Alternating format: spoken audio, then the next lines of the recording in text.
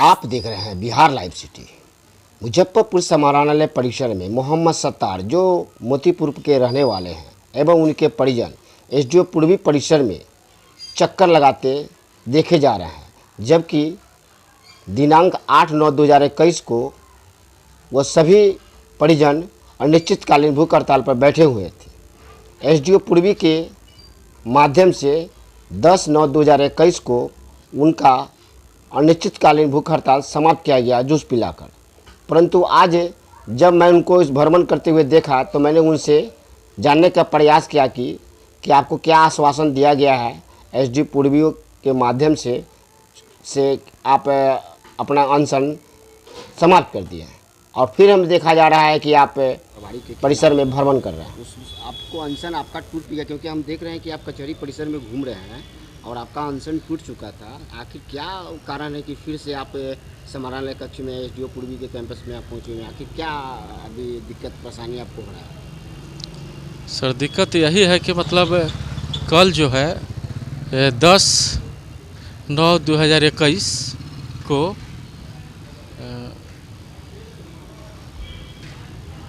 Cut दीजिए।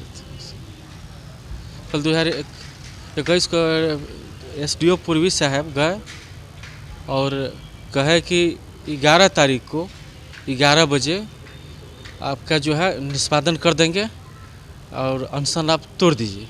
हमारे जो भैया हैं मोहम्मद सत्तार, उनका स्थिति बहुत ख़राब हो रहा था और जिसके वजह से जो है इन्होंने आश्वासन दिया कि हम पर भरोसा रखिए, विश्वास कीजिए और कल जो है आपका सारा समस्या का निष्पादन हो जाएगा और अनशन को तोड़िए। उनका स्थिति देखते हुए हम लोग इन पर भरोसा किए, विश्वास किए और हम लोगों ने अनशन को तोड़ा। और पुनः जब आज 11 बजे बुलाए थे हम लोगों को, तो 11 बजे बुलाए थे तो हम लोग जो है लेट हो गया एसडीओ पूर्वी साहब को आने में। तो हम लोग 12 बजे के लगभग हम लोग मिले। एसडीओ पूर्वी और एसडीओ पश्चिमी दोनों वो साहब बैठे हुए थे और जब हम लोग को बुलाया गया हम लोग उनके समक्ष हम लोग उपस्थित हुए और उपस्थित हुए तो एसडीओ पश्चिमी पहले नाराज़ हो गए, कहे कि भाई आप काहे अनशन पर चले गए, हमसे समस्या के बारे में आपको बताना चाहिए। तो हम कहें कि सर हम तो 3 महीने से भटक रहे हैं, एसडीओ साहब को भी आवेदन दिया है सर, इसको भी देख लिया जाए और मजबूरी में सर हम अनशन पर बैठे हैं। तो कहे कि हमको तो आया हुआ 2-3 दिन हो गया। तो हम कहें कि सर आप ना 2-3 दिन से 3 महीना से सर यहाँ तो एसडीओ साहब थे ना, तो हम मिले थे उनसे, सर सारा आवेदन देख लीजिए सर। तो उनके बाद में वो हम पर नाराज़ हुए कि सीधे आप लोग अनशन पर बैठ जाते हैं। उसके बाद में कहा कि सर तब क्या किया जाए बताइए सर, तो कोई समस्या का समाधान भी तो नहीं है, मजबूरी में ना हम लोग अनशन पर बैठते हैं।